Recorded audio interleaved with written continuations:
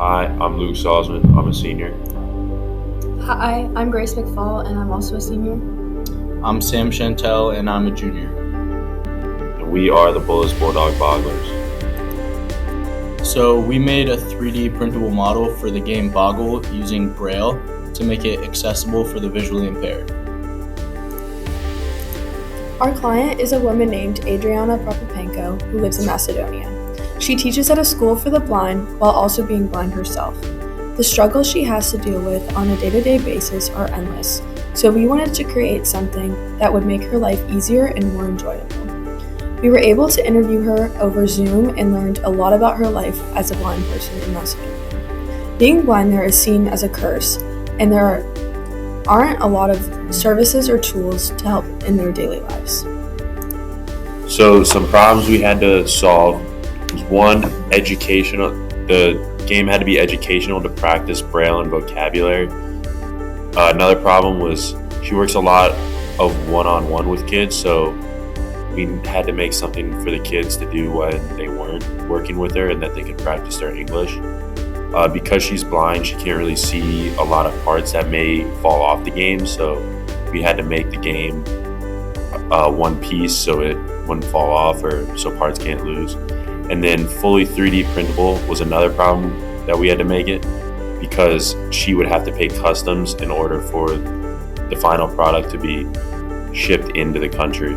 So we had to make it fully 3D printable so she didn't have to pay a lot of money for the game to be shipped.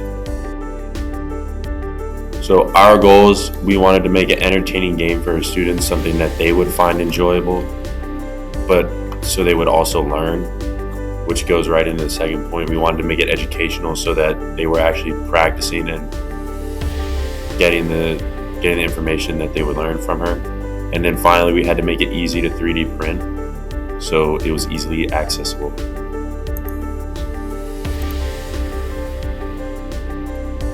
So our original prototype included a small square with only 2 holes, and then we upgraded to a larger 2-piece model to make assembly easier and more secure.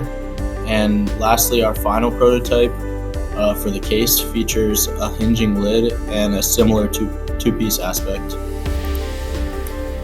And our first prototype for a Braille die was a simple cube with a hole in the middle in order to test out the spinning mechanism.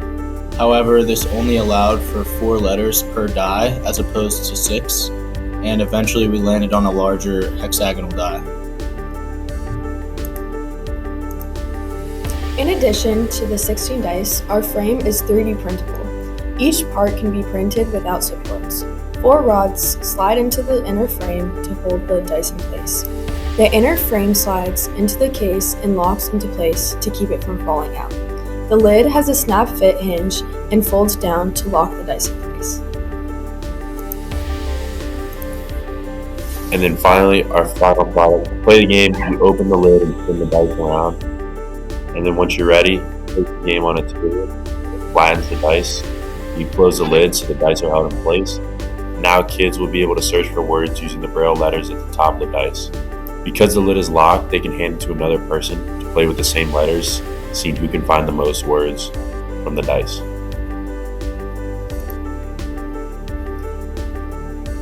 Thank you to all who were involved, especially Ms. Prokopenko, Mr. Ice, Print Labs, and the Make Able judges.